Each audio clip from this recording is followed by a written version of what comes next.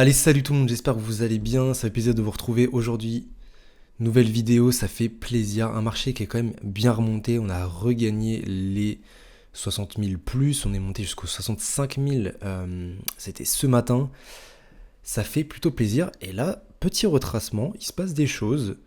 On a un MTGOX aussi, une petite rumeur d'MTGOX qui apparemment, bah écoutez, sera en train de déplacer des milliards d'euros, enfin de dollars, pour commencer justement le fameux remboursement des bitcoins. Donc forcément ça cause de la peur aussi. Et bien évidemment que les baleines se précipitent pour acheter. Donc on va voir ce que ça va donner. Est-ce qu'on va descendre par exemple aux 60 000? Est-ce qu'on va vraiment beaucoup retracer? Ou est-ce que c'est vraiment seulement de la peur et qu'au final les achats vont complètement absorber?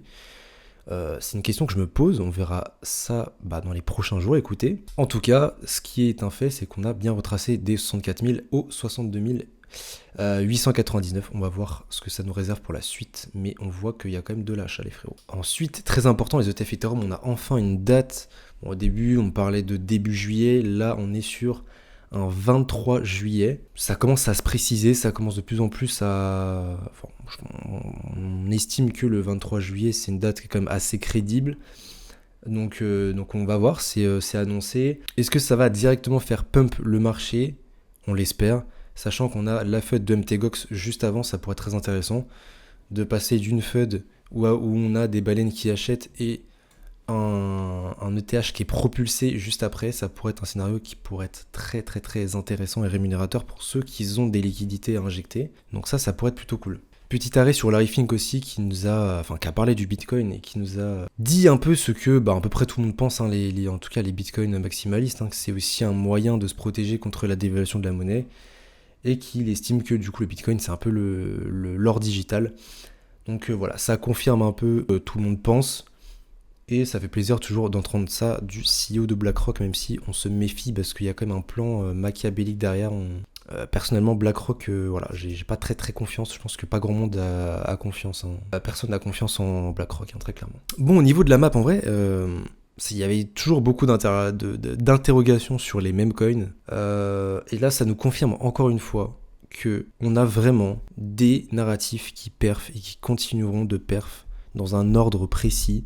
Et moi, je vais continuer vraiment de suivre cet ordre, justement, qui est les mêmes coins en première position. Après, on a le RWA, l'IA. Et ça, franchement, ça ne trompe pas. Encore une fois, on a les meilleurs performeurs qui sont WIF, Floki, PP, Popcat. Et là, ça a encore diminué parce que on a la chute de BTC. Mais hier, c'était même encore ce matin, hein, c'était du 24%, 25%. Donc c'est assez impressionnant et on a vraiment les gros majeurs, les mêmes coins majeurs qui performent.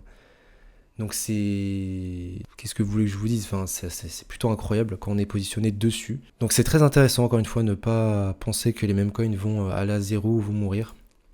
Et pareil, dans le top 100-200, c'est la même chose, hein, SATS, Mew, Boom, on a un peu de World ici. Bon, après, bien évidemment qu'il n'y a pas que des mêmes. Mais les grosses performances viennent des mêmes coins. Ce que j'ai remarqué au niveau de Base, c'est qu'on avait vraiment une énorme capitulation des mêmes coins. Vraiment, tous les mêmes coins sur Base ont pris extrêmement cher, sauf Brett, qui a pris quand même une petite correction. Mais voilà, c'est par rapport aux autres mêmes coins qui ont pris déjà qui n'avaient pas réussi à remonter à leur ATH, mais là qui vraiment ont capitulé. Je parle de Sky, je parle de Kikat, des mêmes coins comme ça que je vous ai présenté à l'époque.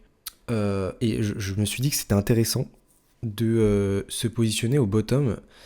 Et en fait, ce qu'on a vu au final hier, c'est qu'on a vu des 40-50% à x2 en une journée sur des mêmes Coinbase. Et c'est là qu'il faut bien être conscient que, encore une fois, les psychologies ne changent pas. Et que si on arrive justement à surmonter cette FUD, à surmonter cette peur, quand on voit une charte comme ça, on se rend compte qu'en fait, Base va très bien performer. Base va extrêmement bien performer pendant la seconde phase, pendant cette phase, la prochaine phase de hausse et d'euphorie. Et là, par exemple, sur Sky, écoutez, on a eu un x2. Je l'ai annoncé, alors sur la map, c'est assez compliqué de voir. Je vais zoomer un peu. Mais on a eu un x2. J'ai annoncé sur le groupe que je rentrais justement à 0,12, quelque chose comme ça. Et on a réussi à choper un x2 hier, on est monté jusqu'à 0,28, donc c'est plutôt propre. Et il y avait possibilité en fait de faire des x2 assez facilement, 50% à x2. On a eu pas mal de cryptos qui ont fait des x2, il y a eu un Wolf aussi qui a fait un x2. Très très grosse bougie ici. Kikat qui nous a fait un joli presque x2 il me semble, si je regarde. Alors du plus bas je pense qu'il a fait un x2. Hein. Ouais, du plus bas aussi, x2. Donc il y avait des bonnes opportunités d'achat pour ceux qui avaient encore des liquidités. Et je reviens aussi sur Chomp qui nous a fait une belle remontée ici. Alors Chomp nous a pas fait un x2, hein, mais quoique, si, il nous a fait un x2 du plus bas.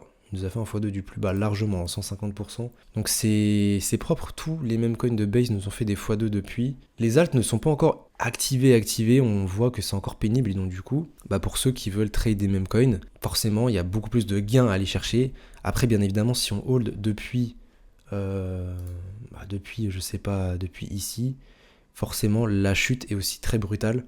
Et il y a beaucoup plus, si on est dans une optique de hold, forcément, la chute ici a été très brutale, hein, 79%. Donc ça n'empêche que ça remonte aussi tout aussi vite, c'est ce que je disais. Donc voilà, faut hold et c'est assez dur, et c'est pour ça qu'il faut aussi faire un bon money management, hein, forcément. Donc les mêmes coins c'est très volatile, mais ça peut être aussi très rémunérateur. On va suivre la suite du marché attentivement. La prochaine épreuve, ça va être MTGOX. Est-ce que ça va nous faire chuter le prix ou est-ce qu'au final le prix va tenir dans cette zone-là? On verra bien. On espère que ça tienne bien évidemment. Et c'est un peu la dernière épreuve avant l'acceptation des ETF Ethereum.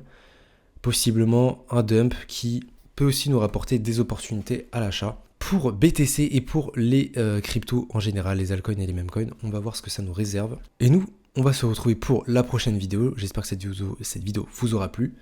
N'hésite pas à rejoindre le groupe privé justement dans la description si tu veux des calls de memecoin. Et je vous dis en attendant à la prochaine les frérots. Ciao tout le monde.